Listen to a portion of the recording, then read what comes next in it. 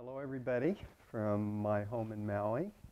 And I'm Thomas, and I am the teacher of the newly formed group in Toronto. And Happy New Year to everybody. It's New Year's Day here. And what I wanted to do in our time together today is to give you a glimpse of what the diamond approach is, and at the same time share some of my vision about what a path is, and also hopefully give you an opportunity to have an experience today that might be of some value to you. So what I want to do is talk about this work, the diamond approach, and what we're doing in Toronto, and also my vision of the path in terms of what I feel like it takes to be on a journey and to be an explorer on any path that you might be on.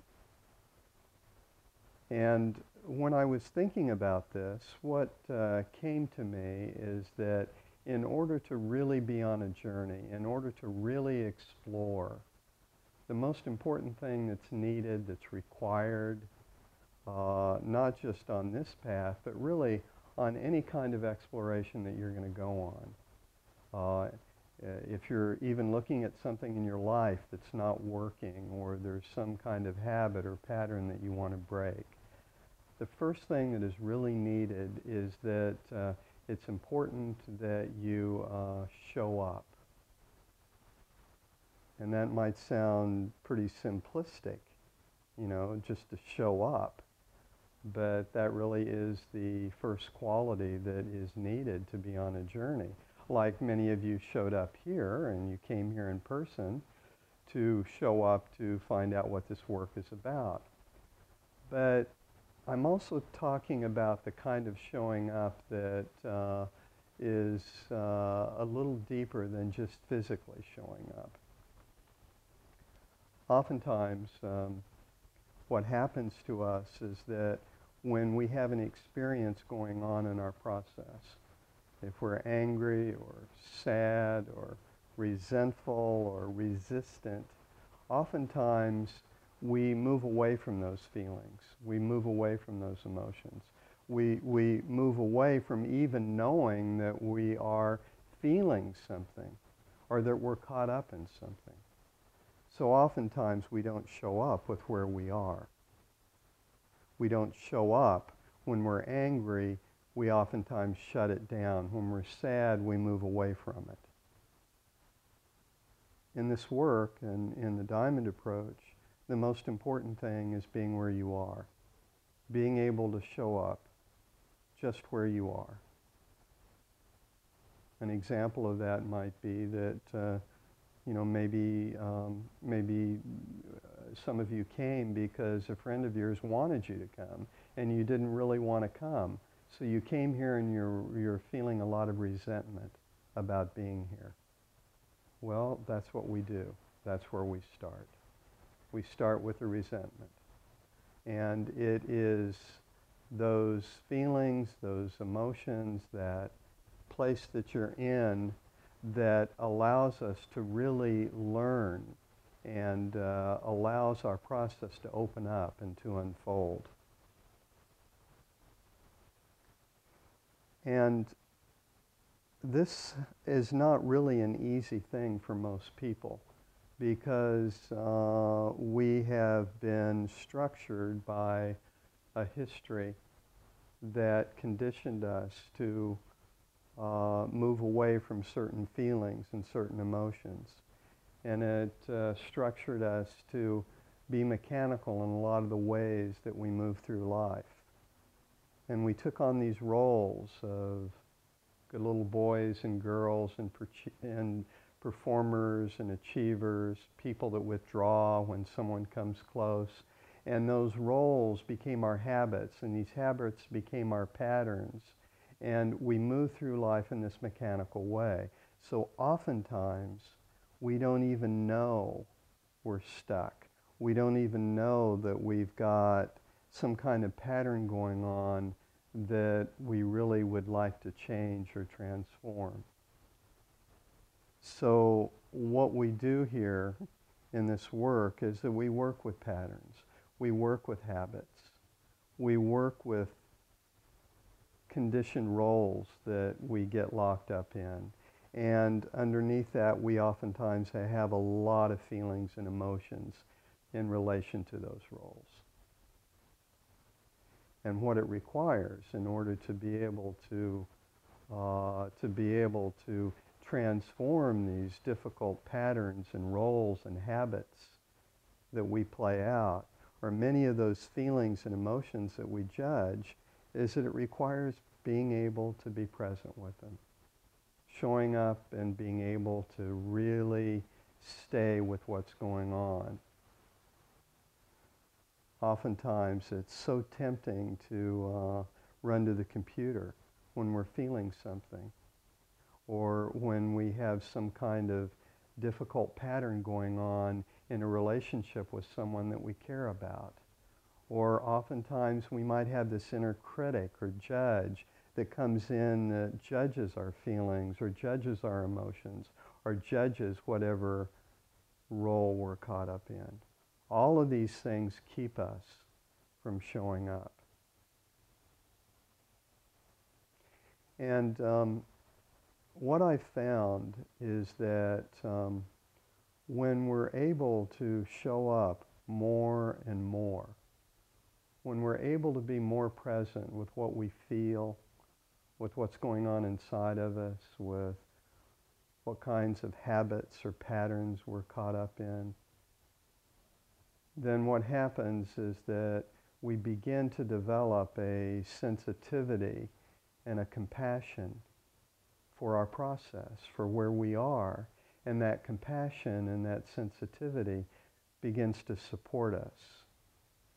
And as that compassion and sensitivity comes into the field, then the next thing you know, you're able to maybe hang with those difficult places more and more.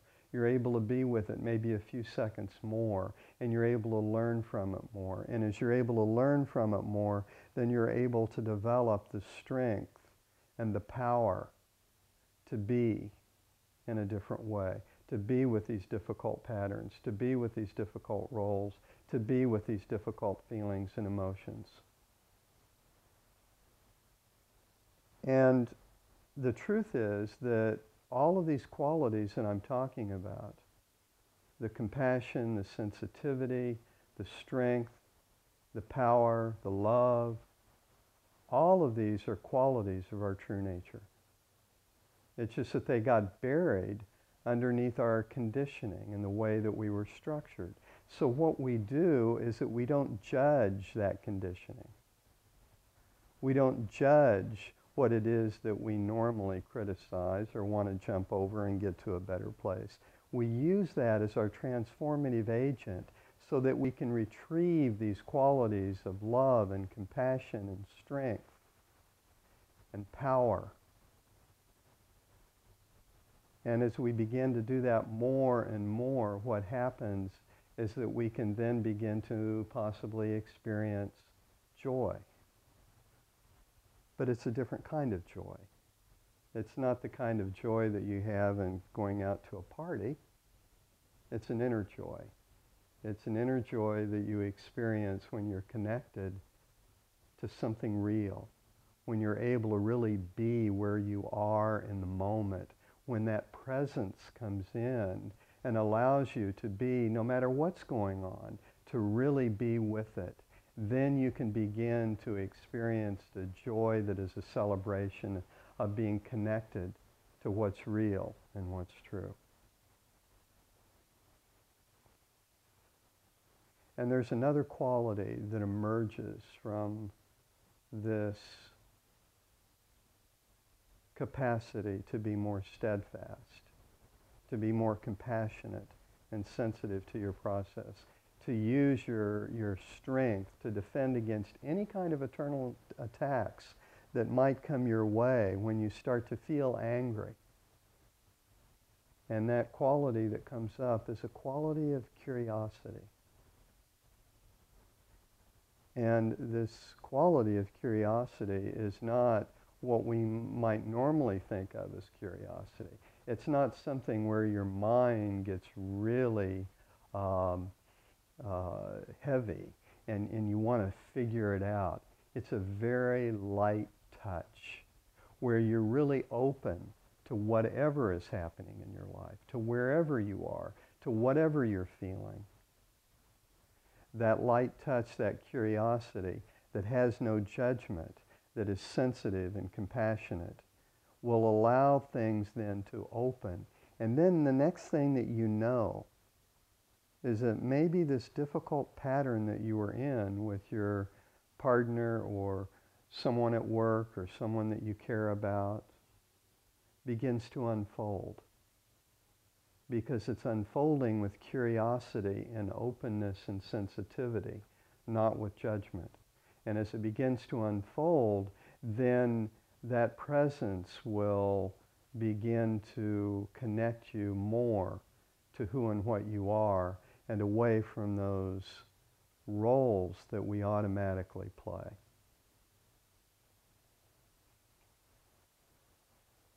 So that's a little bit of background on how I see process and what we're doing here in Toronto. We're working with whatever shows up.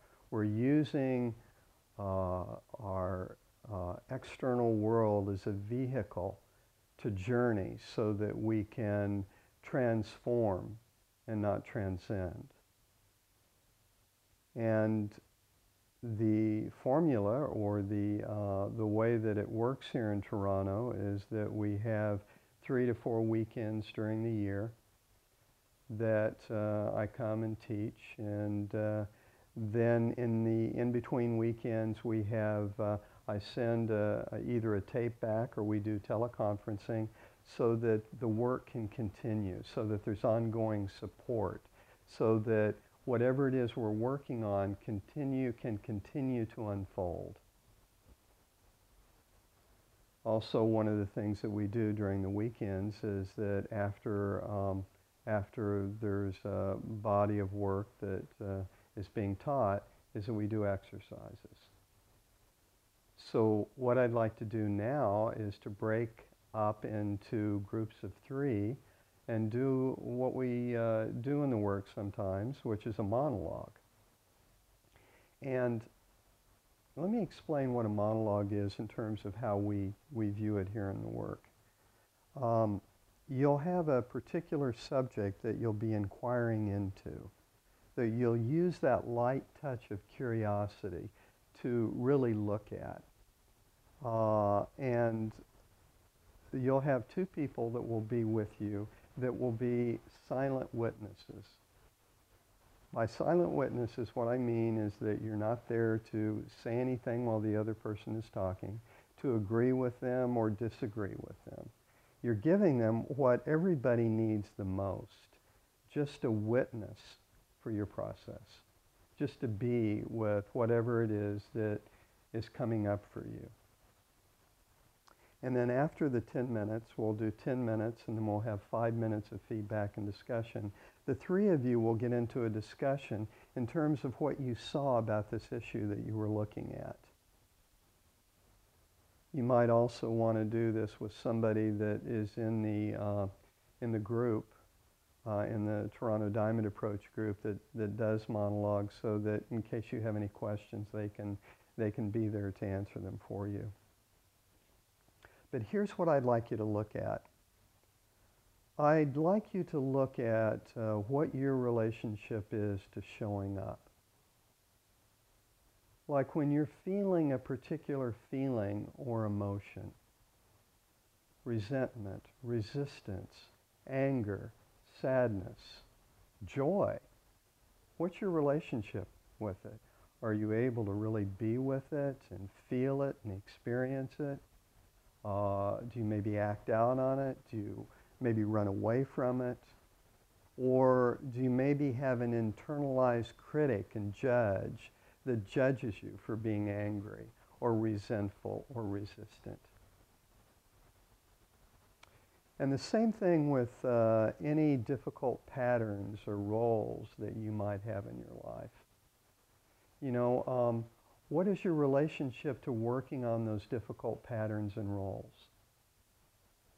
Let's say that you're in your fifth relationship in the last 3 or 4 years, and that relationship has the same flavor as the relationships that you've always had.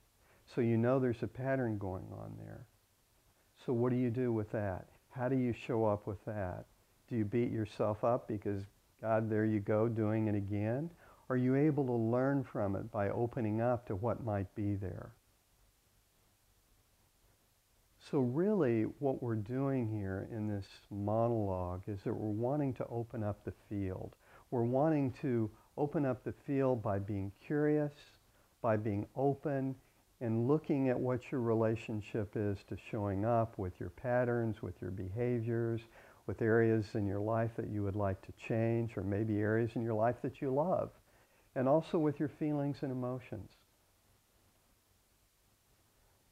And so when you're done with the exercise, which will take, let's see, 15, 45 minutes, then you can come back to the tape. So in closing, I'd like to say just a little bit about my feeling about what it's like to be involved in a school, in a group, like we're attempting to do here in Toronto. There is an amazing amount of presence that takes place when people are working together over a period of time, working on their issues, showing up with their issues, showing up where they are. And it is impossible for that presence not to be contagious. When somebody does their work, it's impossible for you to not experience something from that. So this container that we are starting to build here, this vessel, this ship that we're starting to build here in Toronto to sail into those waters of mystery of who and what we are and going deeper into our true nature is quite a precious thing. And I believe very much in the field that can be developed when people are coming together in this particular way. One of my favorite poets and philosophers summed up what it is that I'm trying to say here about the value of being in a group, and his name is Hafiz. And he says, a hunting party sometimes has a greater chance of flushing love and God into the open than a warrior that is all alone.